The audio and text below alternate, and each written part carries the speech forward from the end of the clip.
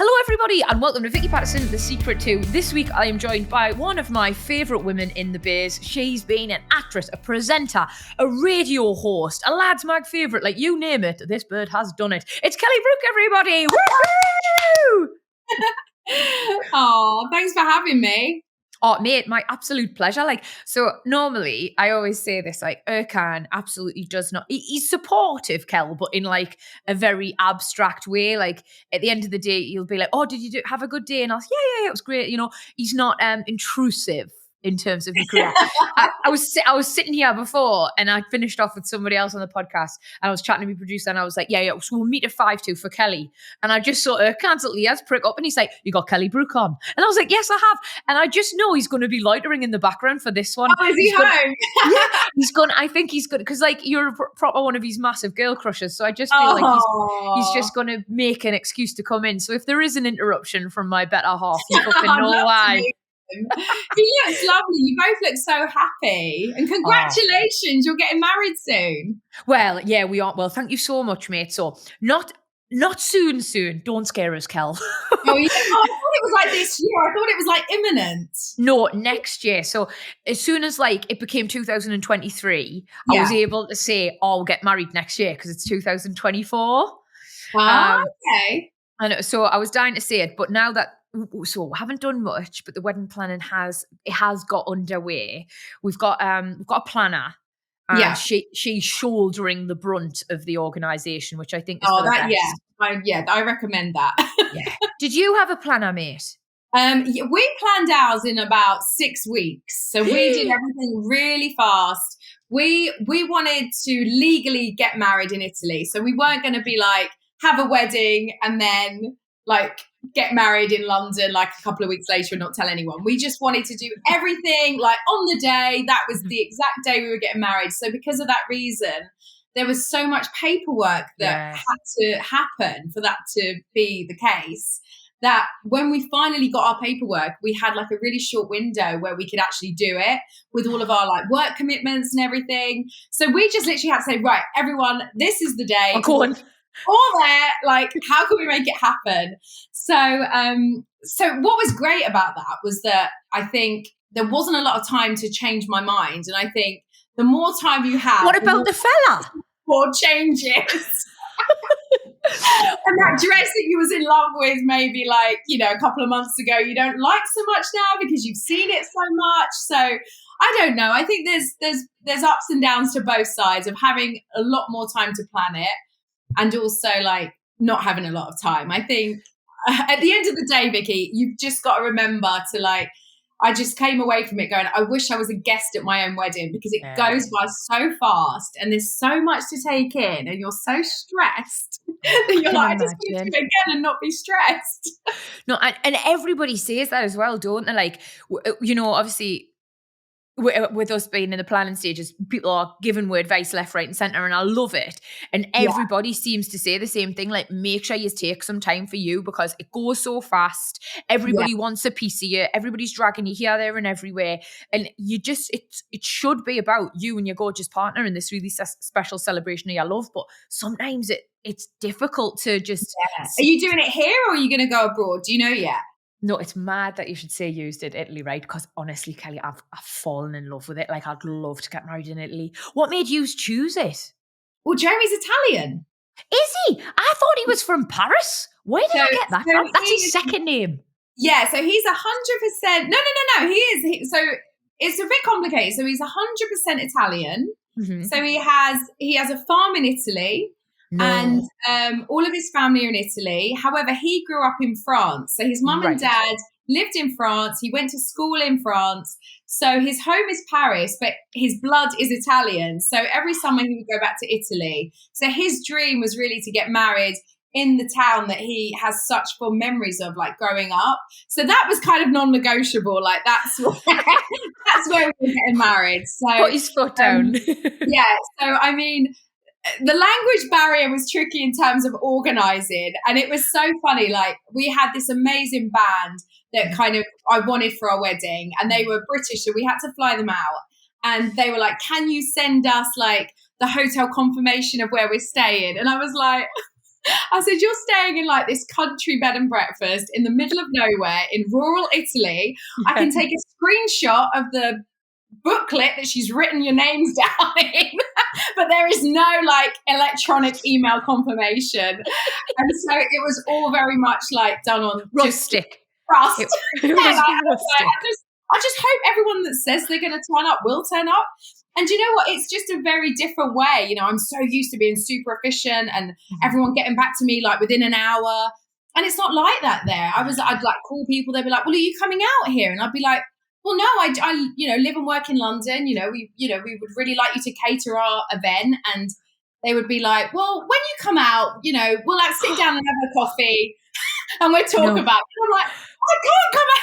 So I would have to get on a plane and fly out just to sit down, to look at someone face to face and have an espresso. And it was unreal. I'm not sure if it will be like, it's just because of where we got married in Italy. I'm sure if you got married in like Lake Como or like Rome or a city or somewhere that's, we were like super rural. So it was just a very different thing. But, Lake Garda and places like that, they do international weddings all the time. And if you get married in a nice 5-star hotel or something like that, you'll be fine because you'll have concierge. We didn't have any of that. So we were just like, we were winging it the whole way. But it was so much fun. Like it gave it like the essence and the authenticity of it being Italian. And that's what I really wanted. So you can't have the rainbow without the rain, Vicky. We know this. That's it, babe. Do you know what? Honestly, though, like just hearing you talk about that there, like my anxiety was rising. And I was thinking, I did have rain on my wedding day. So I don't go thinking you're going to get sunshine. No. Always have a plan B. Have a plan B. Did you get soaked then? I got pretty wet. Yeah. We all got pretty wet. Yeah. No. It literally rained like about 5-10 minutes before we were about to say our vows. So we all got ushered into this like tower and it was honestly like something out of a sitcom. And we said our vows. I mean, watching a woman try and carry a harp up like 5 flights of stairs in an ancient tower is like, it haunts me still now. Did nobody give the poor cow a hand? I think it was like everyone saved themselves. Like, I'm not talking like a shower. I'm talking like biblical rain. Like you couldn't see your hand in front of you. It hadn't rained in that region for 8 months, and I don't think it's rained since. Only you, Kel. Do you know what? But I think when you do a destination wedding, you're there for a few days. So if in that moment you're not, it doesn't look how you imagined it to be. It doesn't matter. As long as you spend quality time with people that have made that effort to come out, I think we've got so many memories and so many stories. We just laugh about it now because ultimately it doesn't matter. Like, you got to remember, you're just marrying, the love of your life. That's all that matters at the end of the day. Of course, mate. And like, I do think you've got to take the light with the shade in any sort of situation in life. And I think you can have the best contingency plan and you can check the weather forecast as much as you want, but sometimes these things just happen. And like you say, I've met you, like I've been in the company of you and Jeremy loads, and like I know he's the love of your life, like I know he's the nicest man, I know he's a great couple. So I guess it just didn't matter because what was important was what you were actually doing rather than the weather, right? It actually cooled us down a bit because it's so hot in the summer. We're like, oh thank God. Look at you looking at the bright side, Kelly. When I look back at the pictures, everyone's like, why didn't you do like a deal with a magazine? And I was like, have you seen?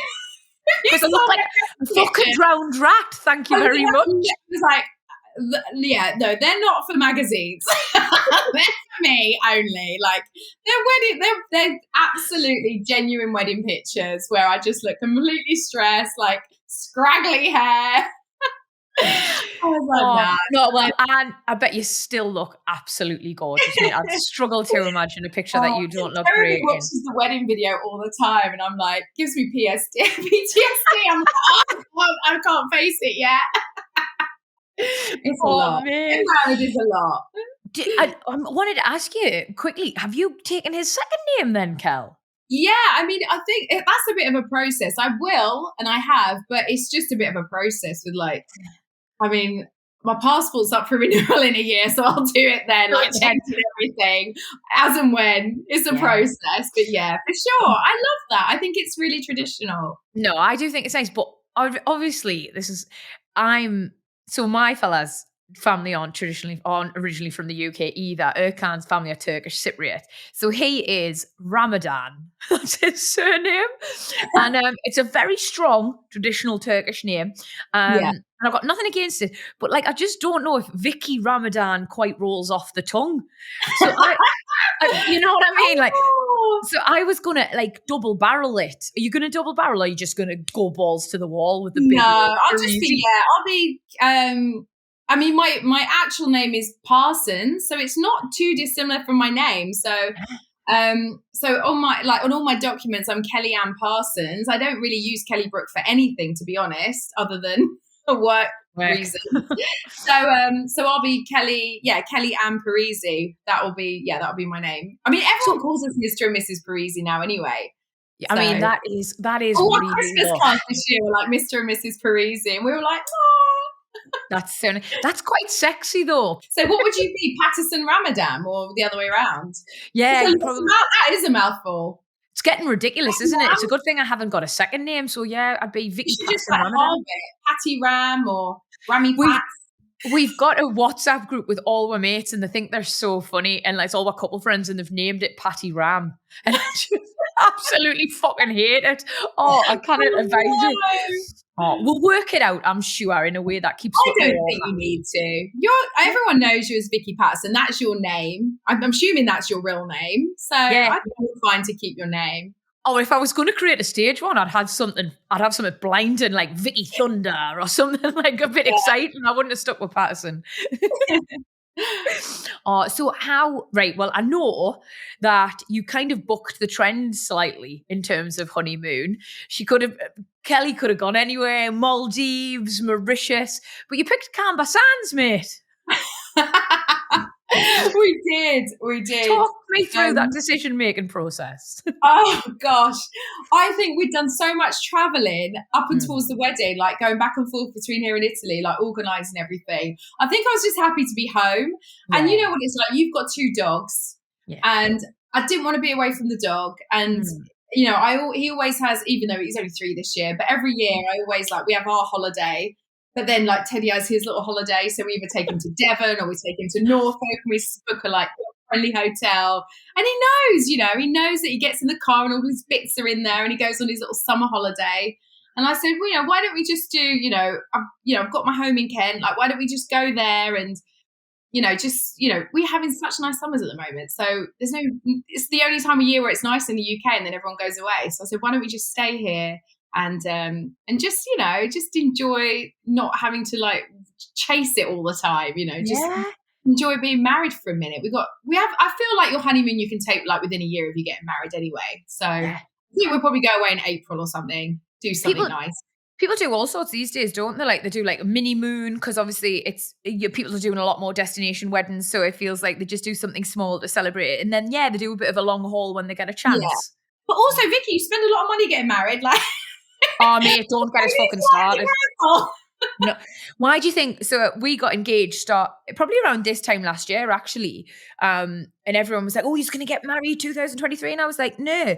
I had an engagement party, mate, that cost the average amount, probably the amount of an average person's wedding. I'm still paying that off. Yeah. So you best believe I'm going to have to wait a couple of years to save up for the wedding. You do. I had a birthday party in November. And I had nice flowers and nice food and drinks and, and it was all lovely. And the minute I was like, oh, I'm getting married, it's put 2 zeros on the end of it. You're better off just saying you're having a birthday party, I think. Oh, mate. I can't believe. Right, hang on. I heard a rumour when you were on your honeymoon that you found something gruesome on the beach, but I don't know what it is. Gosh. What happened? Well, it's not too gruesome, is it? In Sussex, it's near the marshes, Romney Marsh. So you have all the sheep and stuff down there. And I think one of the sheep had escaped, and I thought it was a lovely sandcastle. And Teddy was sniffing around this little sandcastle. So I grabbed my camera. I was like, oh, I'm going to run down there and take a lovely little picture of Teddy next to the sandcastle. And when I got there, it was a sheep that it washed up. He'd obviously gone for a swim and not. not come back and then just Not got worn washed. his armbands. Yeah, I was like, oh no, this isn't the Caribbean. This isn't the honeymoon that I wanted. Oh, bless you. Not so much a champion of the British countryside when there's dead sheep floating in it, is there? No. It's just, it's blighty, isn't it? Blighty. Well, oh, bless you, mate. Well, I do hope somewhere down the line when things calm down, you just get your gorgeous, far-flung honeymoon. Is there anywhere you've got? We will. Anywhere It's you nice, fancy? it's nice to, people like, I think people think that weddings are just a day. They're like, oh, it's just, it's just a lot for a day. And honestly, I have to say, like, it's like 2 or 3 years of your life because, you're thinking about it, you're manifesting it, and then you've got to organize it, and then you've got to have the come down of it, and then you've got your honeymoon. So it is like 3 years of your life getting married. It's not a day. Did you have so some people say they have like post-wedding blues. Is that really a thing? Did you have a bit of that, like a come down from it? I likened it to like when we came home, we got back to London and I just said, I feel like I've lived my life in Technicolor and now it's just black and white. Like, I think just being around so many people you love, like all your favorite people, and dressing up in those outfits and gorgeous dresses. I had about 5 changes in one day, and that's me, girl. That's me, girl. Just like the music and the food and the flowers and the lights and just the smells of being away, like all of it was just so intoxicating. And when you come back, you're like, oh God, I've got to put the cab now. I've got to be in the studio, and I've got to go to work. Wow. There's a dead sheep here. Like, I can imagine it's a proper return to reality. Have it all, Vicky. Honestly, hopefully you only do it once, and you don't, just go for it. Just do it all. No, I will. I think I'm sure you will. I've seen your parties. You always go full on. I'm definitely a more is more person, Kel. Yeah. I know you've got to. There's no point doing it if you do it half-assed. You'd regret it, Because I was like, oh, do we really need a carousel? Yes, we do need a carousel. Fuck off. With the horses on. Yeah, like the old-fashioned vintage Italian carousels. Oh, so I was like, we'll find one. So we found one, and I was like, oh, we were so over budget at this point. I don't think it really mattered. I was like, just bring us the carousel. Bring it on.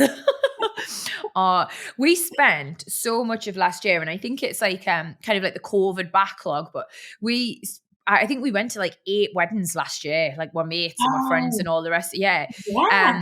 So the first one was something like January the 8th, and while last one I think was like sort of October time, with proper full. It's not like there's a wedding season anymore. It's a full yearly thing.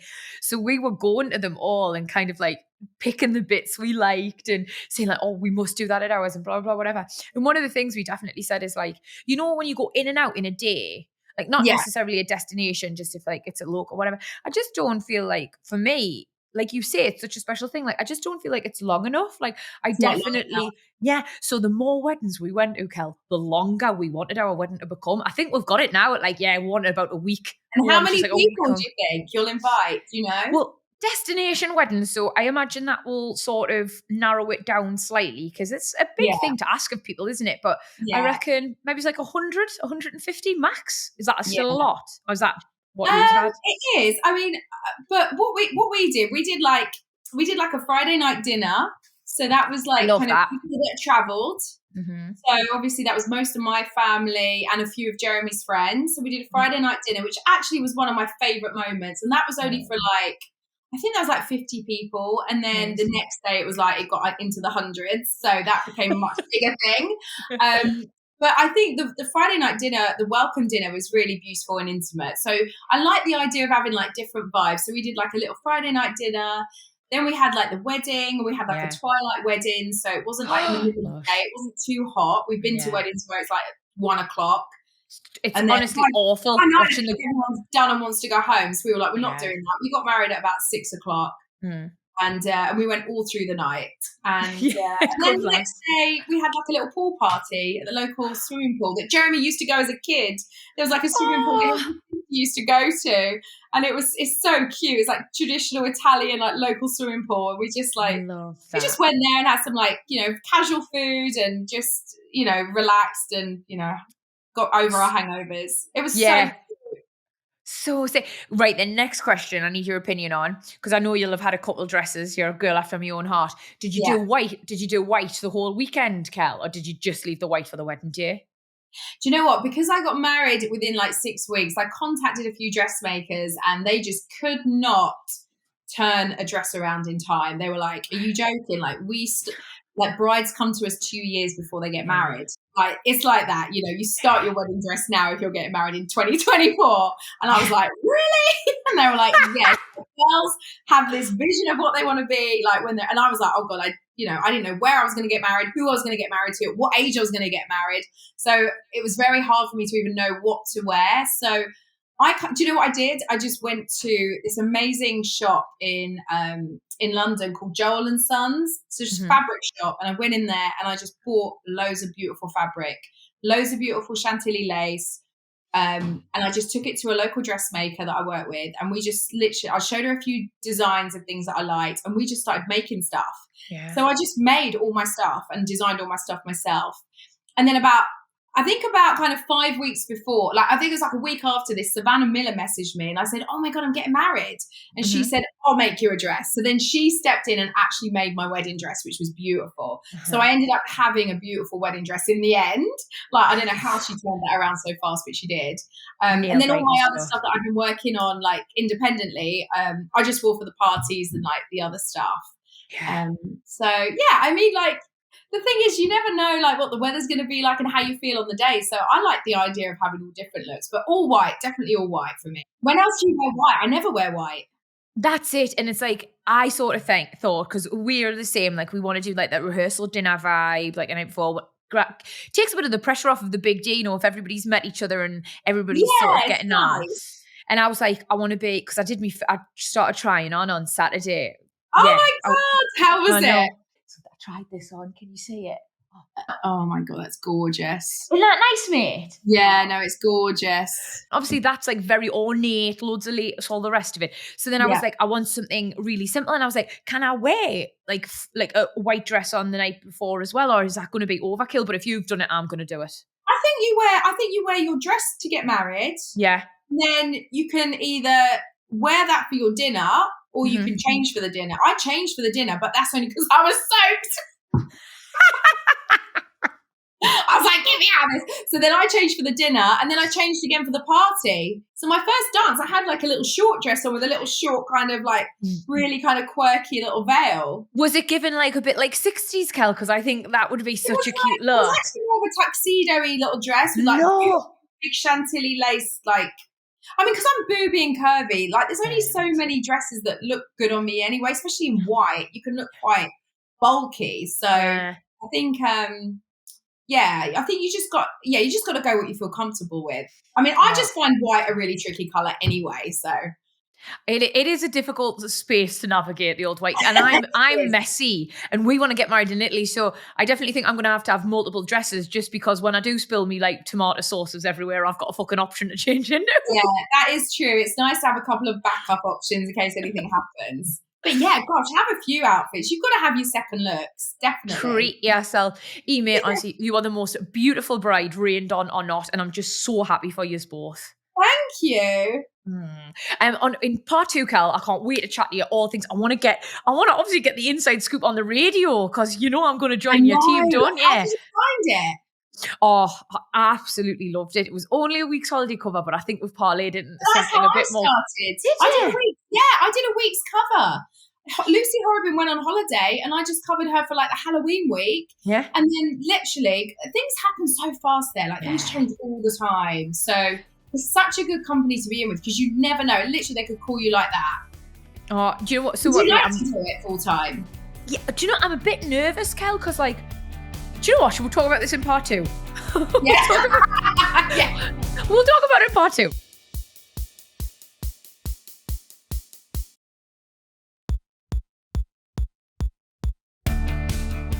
I mean, the most important thing, Vicky, that I need to ask you is, did you get the scented poo bags? Because your poo bags were giving me anxiety. Do you know what, Kel? I get sent so many ones from like amazing dog brands and stuff that I actually. Do you? Yeah. You never had to buy any. No, I haven't actually had to buy any. Like a couple times potentially, I've probably gone on Amazon in a panic and be like, bad dog mom. But no, predominantly I get sent all these like eco-friendly ones or like these like big massive black ones in bulk. Like I just use whatever is available because Oh we've my got the God. two. We've got the two now, mate, and like it just never occurred to us that it's double the shit. Of course. I And that know. might be how I've done me back in, to be fair, constantly One of bending those over. bags. Say that again, mate. I said I had visions of one of your acrylics going through a bag. I can't tell you how many times I've accidentally touched poo. It's what it is. It's preparing you for motherhood, Vicky. It's what it is. Yeah, but then, so I think because Teddy's obviously like a little cavapoo, isn't he? By the way, everybody, welcome back to part 2. Teddy's like a lovely little cavapoo, isn't he? So I imagine he has lovely little cavapoos. He does actually. Yeah, I'm Does quite he? fond of his little poos now. Yeah, he goes twice a day, 2 or 3 times a day, but never in the garden. Always out on his walks. He's a very good little boy. Oh, he's such a gentleman. So Milo's very like that now. Like, Yeah. absolutely will not go in the garden. It's considered like his space. Like he wouldn't dare. But now we've got Max, who obviously we're lucky if we get him outside at the moment. Bless him. And they're I'm just constantly like picking up after him. They're like poo machines when they're little, aren't they? I bet you forget what they're like as puppies. They're such a lot of work, aren't they? I think what you do is you romanticize it, Kel. And it must be the same thing women do in order to have another child. Like they block out the sleepless nights, the punamis, the agonizing pain of childbirth, because the thing I want to grow my family aren't so amazing now at 2 or 3 when they're starting to be slightly better. So that's what we've done. Like I just romanticized the puppy process and dived straight in head first to getting Max. And now we've got him. I'm like, oh, I remember this shit show. I'm fucking knackered. I bet Milo loves having a little brother though, doesn't he? It's been touch and go. I'm going to be dead honest. So in my head, Cal, it was like, I thought it was going to be like, you watch like Disney films like Fox and the Hound and like they have this unlikely friendship and they're rolling around together and everything's lush. And it actually was not like that initially at all. So when we first got them in, we had to drive to Wales to get Max from this rescue centre. So many tears, so nice. Anyway, and so it was like a 6-hour drive back. And Max just splooted out in the back of the car, so happy to be warm and adopted and in a nice family and all the rest of it. Milo sat up on his back legs, leaning back, and just stared at him for 6 hours. It was awful, mate. And his expression couldn't say, who the fuck is this more if it tried. It was awful. And I cried in the front seat to Erkan, like, what have I done to my baby? Is it going to be okay? And he was like, just give them fucking time. Give them time, man. Yeah. And now, I suppose we're about nearly a month in to having Max, which is completely flown. And they're best. They're getting to be best friends. But Max, they will. Yeah, Max does get on Milo's tits a little bit. Like he's constantly hanging off his ears. It's a good thing Milo's so patient. Yeah. No, that's good. You'd know by now if it wasn't going to work. Yeah, you would. And like, I can't take any credit. Like loads of people are in the DMs being like, Vicky, how have you managed to make the two get on? And how have you done this? I've had to surrender one of mine and all this. And I'm like, listen, I know I'm heartbroken. Yeah, a friend of mine just had to take a puppy back because her older dog lost like loads of weight and couldn't get his head around it. It happens. It does, babe. And like, I think we got Max at the right time because Milo he'll be 2 in February. So he is still very much a puppy. So has the energy and the mindset to want to entertain Max's shithousery, Whereas if we got him much later, I think he would have started to be a bit cantankerous, like, who's this in my space? Yeah. Oh, it's so lovely though. Do you ever think of adding to the family another one for Teddy or another friend? I mean, I romanticize it. But to be honest, we live in an area where we're right opposite some woods and it's just full of dog mums. I literally step out my house and I'm surrounded by every doodle imaginable, like Bernedoodle, cockapoos, like every poodle breed. So poodles will shag anything, won't they? Yeah, he's actually not really. He's got his favourite toy that he likes a little hump on, but that's about it. But no, he's got so many friends that actually he doesn't. I don't ever feel And we're home quite a lot as well. Like I go to the radio in the afternoon, but I'm pretty much home all morning unless I've got a shoot or something. Mm. So he's kind of got, we're not working full time. If we were working full time, I'd be definitely considering, or if we traveled a lot, I'd definitely consider getting another one. But actually, our lifestyle's quite chill, to be honest. So he's got loads of company with Definitely you. that time of my life where I'm not traveling as much and I'm not working as much, so it's fine. No, but you got I'm not blowing smoke up your ass, Cal. Like we've worked together before.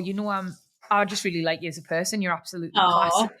But I think I look at your career now and it just feels like you've got this amazing balance, and like it feels like you do work with really great brands and ones that like you genuinely are a fan of. And it just feels like you're very, I don't know, successful but content. Like that's life goals, mate. Well, I think I'm definitely not content because I think it's always good to have goals and always good to push yourself.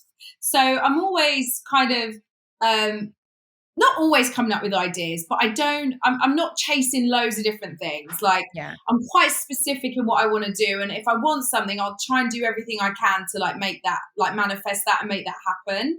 And it does become less and less as you get older. I have to be honest, I do spend 99.9% of the time saying no to things, because I just think you can waste a lot of time doing a lot of nonsense things that actually, it's just even things like, do you want to go to an event tonight or do you want to stay in and cook a nice dinner and be with your husband? Like, you've got to look at your life in a holistic way. And I think there was a long time when I was very career driven and very focused on myself and very self-obsessed and very much about, everybody is when they're younger, TV and, being in everything and, flying to LA every month and just chasing.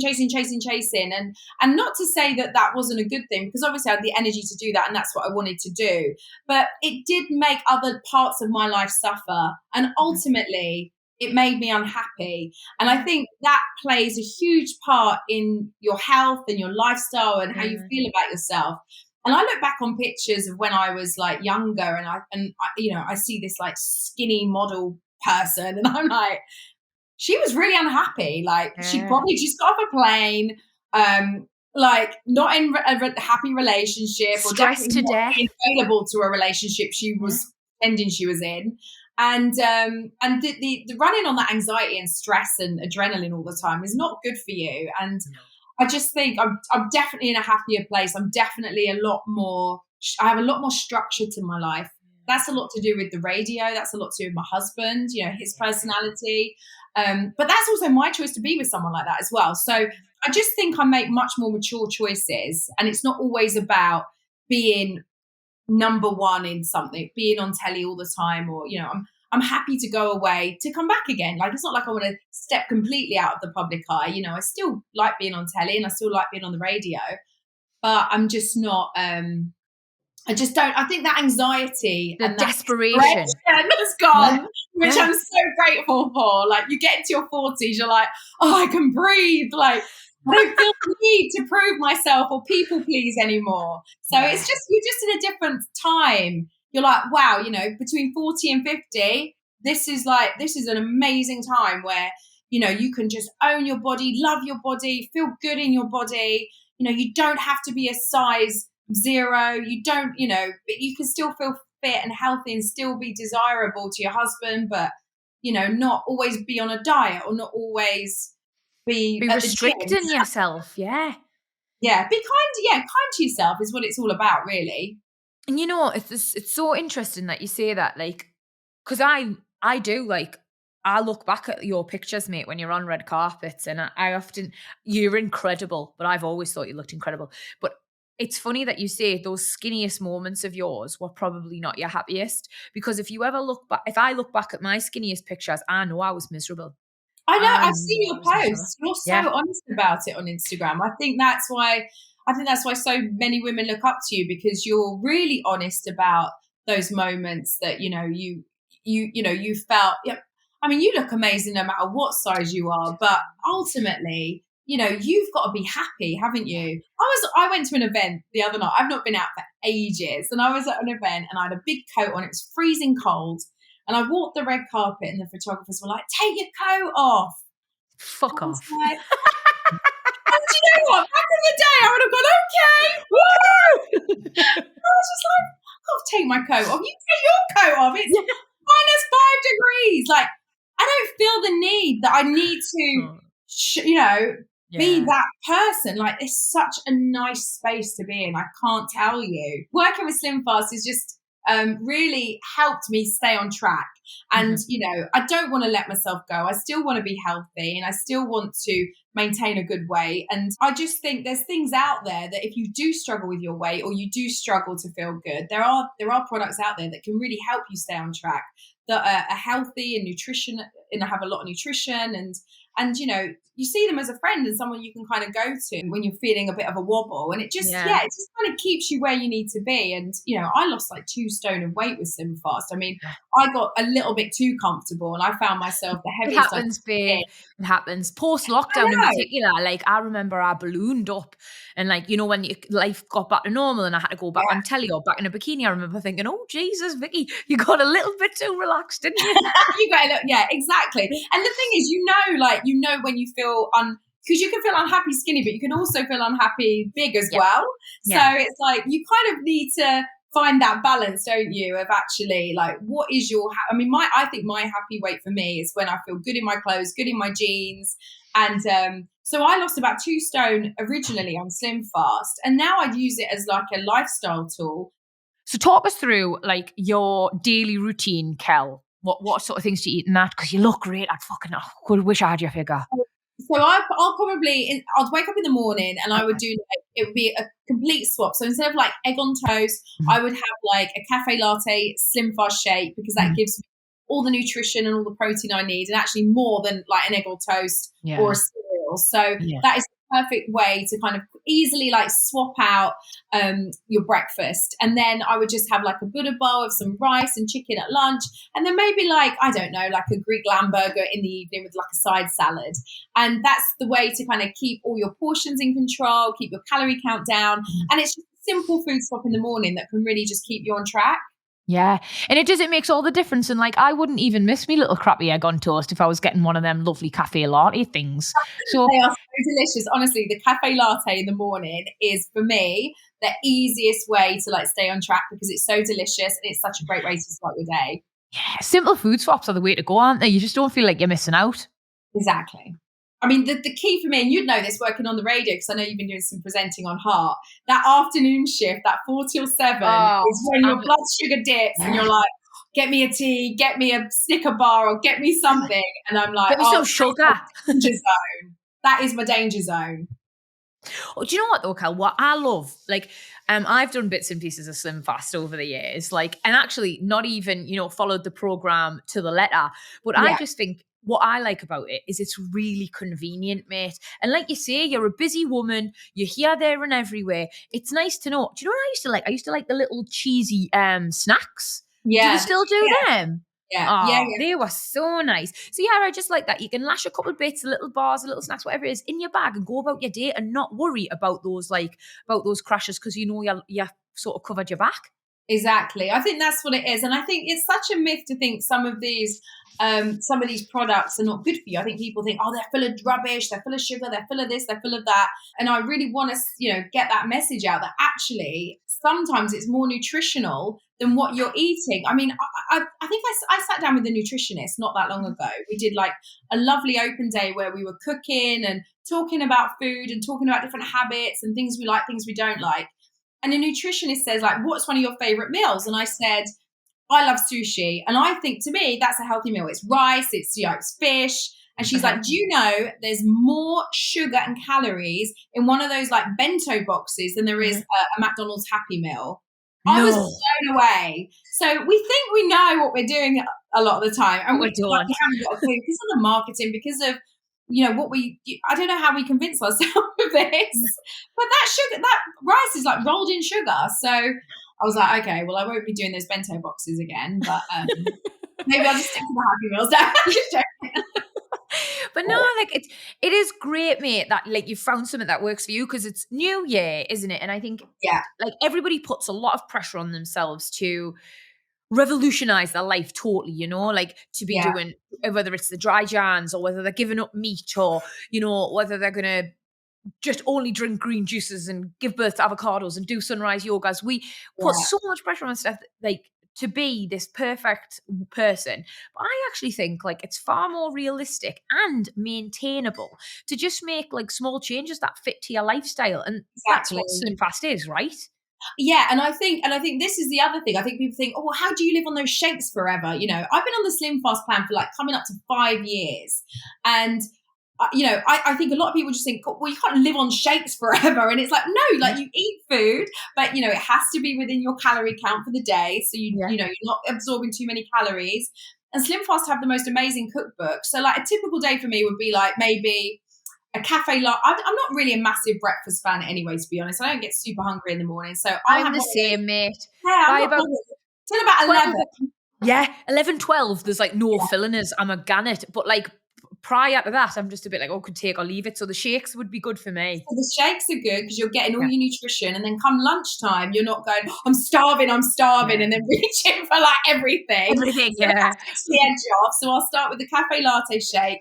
Then I'll just do like a nice little Buddha bar with like, actually, I've just made some. I've just made some like homemade hummus. I did some like lovely spicy lentils. You're such I a have foodie. I gosh, forget that about you, Kel, aren't you? yeah, I've spent 2 hours cooking before I've come on here. That's the other thing. You just got to like plan ahead. Yeah. And then tonight I'll just do like a nice little bolognese, but also portion control because I make such Yeah. nice food. It's just just having one bowl. I just like, Oh, no, no, no.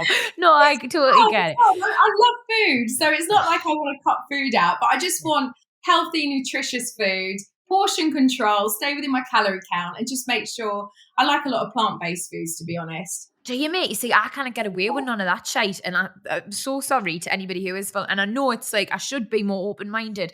But like being with Erkan's made us terrible. I was always a big meat and fish eater. But now he, like obviously Turkish Cypriot, like Yeah. if I make him like avocado on toast with a poached egg or something, like he'll nip off to the fridge and just get 2 slices of ham and put it down next to it. He doesn't think it's a meal without meat. It's so bad. Oh, Yeah. I love Turkish food. My favorite. Have you had a Turkish breakfast? It's like 1,000 different like bowls. It's like honey and feta and like poached eggs and like it's just everything. It's like the biggest spread of food you've ever seen. Sounds like a bit of me. I know. You should get him to make you one. Oh, that chance will be a fine thing. He's very good at clearing up. Like he's a bit of a clean freak. He loves a neat house, whereas I'm very messy. But so I do the cooking and he does the cleaning. What's the split in your house? Jeremy's, he's definitely he cooks me dinner every night because I'm at the radio.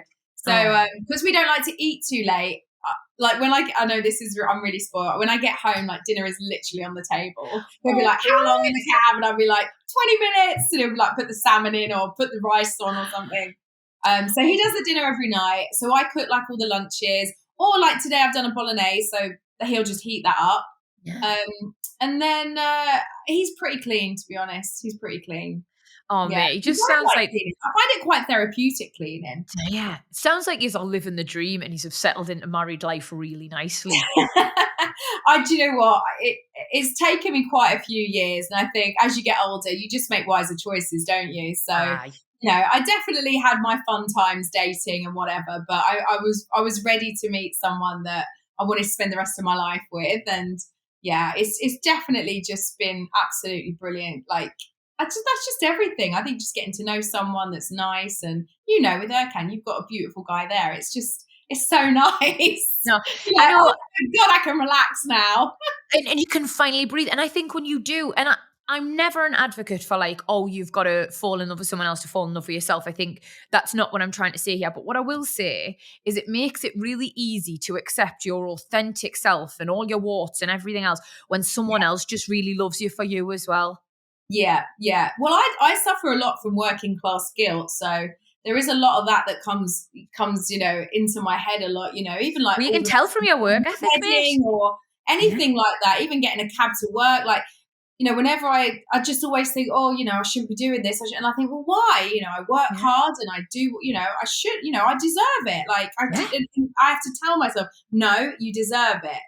That's what you want. That's what you should have. And it's very hard to think you deserve stuff. Like, you grow up and people are like, who do you think you are? Or like, you're always, my mom's like, I don't want you to be spoiled, stay down to earth. And it gets like, no, actually, I do deserve to be treated well, and I do deserve nice things. And I think you do deserve this lovely man. Yeah, you do. You have to tell yourself that, otherwise you'll always settle for less, and that's not good. I think we did a lot of that, mate, in my 20s. Yes. I think we did a lot of that. I mean, oh God, honestly, I look back at some of mine and I think, what the fuck were you thinking, Vic? But it's dead easy to do it when you're in your 20s and you are insecure and you are feeling like a bit like a fish out of water. You do make some bad decisions. No, definitely. But you look great. I mean, how are you feeling in yourself and your body and everything these days? All right, mate. I'm the same as you. Like, absolutely advocate for balance. don't want to cut anything out particularly. I watch me portion control, same as you, lass, because I'm greedy, mate, like proper. It does help having the 2 dogs, like 2 Labradors. They're just like little dustbins, so I never get a full meal anymore. I just fucking sit there, look, I get the puppy dog eyes, and I think, go on, then have a bit. So yeah, you used to do a lot of boot camps, didn't you? And I just think, do you still like doing that, or do you? I mean, for me, I like just walking my dog a couple of hours a day, and that's my exercise. I don't do the gym. Maybe I'll do a Pilates class every now and again, but really, it's stretching at home and walking my dog at the moment. Yeah. Well, I was so with you on the dog walk, and like a couple of years ago, I think it was, after lockdown, mate, when I was telling you I gained that bit of weight and everything. And like, I wasn't in a mad rush to lose it or anything. I just thought, shit, what this body has got me through a pandemic. Like, I'll be kind to it and it'll drop off when it does. But I come off me contraception because I was losing the plot, Kel. It was awful. I'd been on that implant for like 15 years. Oh, wow. I know, and my hormones are just all over the place. So I came off that, and then we got Milo, and I just found that I just lost the weight I gained, and then also got this real nice balance. So I just try and eat to kind of like to stay this way. So I'm not dead skinny. I'm not like in a place where I'm uncomfortable with my size. I'm just dead normal and happy. Like, and I think balance is the key, isn't it, girl? I think so. I think we can focus too much on something. I look back at videos and I'm weight training in the gym, and I'm thinking, what am I doing? Sweating it. Listen, honestly. Afterwards. Let me tell you, right? I used to do, so if I had a shoot, this is horribly toxic and problematic. I used to do something called water depletion. So I would drink like 2 liters of water one day, then 3 liters of water the next, then 4 liters of water, then 5 liters of water, up to 7 liters of water, right? One day. And anyone who's ever drank that amount of water in one day will tell you, you just feel like a hot water bottle. I could hear it like sloshing around inside of us. I could barely move. And then the next day so your body's weeing all the time to get rid of this water. Then you start cutting it back. So you go 6, 5, 4, 3, 2, all the way down to just 1 liter of water a day. And then the final day, the day of your shoot, you're just sipping, but your body's still weeing as if you're having to get rid of everything. So you go really flat stomach, like you're essentially dehydrated. I used to do stuff like that to myself for shoots. How did you learn that? It's a bodybuilder thing. It's a bodybuilder thing, Cal. Honestly, I look back at the stupid stuff I did, and I'm absolutely traumatized at how problematic my behavior was. But it was the unhealthy culture back then, wasn't it? Like, we were obsessed with this idea of size zero. It is. It's really toxic, and I just think I'm just all about putting stuff in my body, not taking it out. So what's going in has to be nutritional. It has to have a lot of nutrition in, because I want nice skin and nice hair and nice nails, and I want energy and I want to feel good. Yeah. So anything that I'm depleting or cutting out, I just think your body's craving something for a reason, whether it's water, whether it's protein, whether it's carbs. Like, you need all this stuff. I think if I don't have carbs at lunch, oh my God, I'm horrible to be around in the afternoon. My blood sugar plummets. So I've got to have carbs. I've got something, whether it's like a SlimFast, like little snack or a little shake or something I can reach and have just to keep me nice to be around. Yeah, that's it, mate, because I get hangry. Well, I think it's so lovely that women have got someone like you, mate, who is beautiful, gorgeous, content in their own skin, like healthy, happy, and promoting something like this, balance, slim fast, haven't eaten on the go, all that sort of stuff. So I just want to say well done to you, really. Oh, thank you. No, it's really important to me. I always want to align myself with things I really believe in. And I think, when I was kind of educated on like what SlimFast is and what's in the product, I was shocked. I was like, oh, I just thought it was like, drinks that you have, you drop a load of weight, but it's not sustainable. So I think incorporating, low calorie meals, incorporating the snacks, incorporating the shakes, it's definitely, a lifestyle. It's not just like, a quick fix. And I think that's really important. But ultimately it comes from what's up here. You got to be happy in yourself. Ultimately, we know that. And also just show yourself a little kindness, Jesus Christ, life can be hard sometimes. So if you do want a little glass of wine on a Friday night, or, a little cheeky takeaway here or there, treat yourself. Definitely. It's all about moderation, isn't it? 110%, girl. But before I let you go, because I know you're busy, I imagine you're rushing off soon to get on the radio, I wanted to ask, so the Vicky Pattison Secret 2, we always ask our gorgeous guests to give our lovely listeners a couple pearls of wisdom. And based on everything we've said, Kel, it just feels obvious to me that your secret should be, how do you feel happy with your body? So what are your top tips, mate, for women out there who are struggling? So my top tip is, you've got to just have a real holistic approach to your life. Don't raise a focus on one thing. It's about being happy in your own skin, but also being confident, surrounding yourself with great people, and just cutting out anything toxic or anything that doesn't make you feel good. I know that's easier said than done, but honestly, there's no time to be given to things that are not benefiting you. So just cut the fat, just get rid. Anything that doesn't serve, just get rid. We haven't got time to waste, Vicky. No, it's such good advice, mate. Dogs to walk, radio shows to host, and podcasts to make. We haven't got time for the toxic. Yeah, we're fucking busy. We want only things that set our soul on fire and bring us peace. Thank you. Yes, exactly. Oh, mate, congratulations on the beautiful wedding and the gorgeous husband. I can't wait to see yours. It's going to be amazing. I know, mate. Oh no, you've got to enjoy it. Just really enjoy it. Don't get stressed, and just make sure you got the best wedding planner. That's the best advice. She is absolutely class, but you're wasting your breath telling us not to get stressed. I'm stressed already. I know, it's hard. Oh, I know. But oh my God, you've got such an amazing journey ahead of you. I honestly soak up every moment of it. It's honestly, for someone that never thought they were going to get married, it's honestly the best thing I've ever done. It was absolutely magic. You'll be on cloud 9. It's so wonderful. Oh, I'm so happy for you, Kelly. You deserve this, mate. You deserve this. I can't wait to see yours. Lots of love, Vic. Thanks, babe. Take care. Take care. Bye-bye.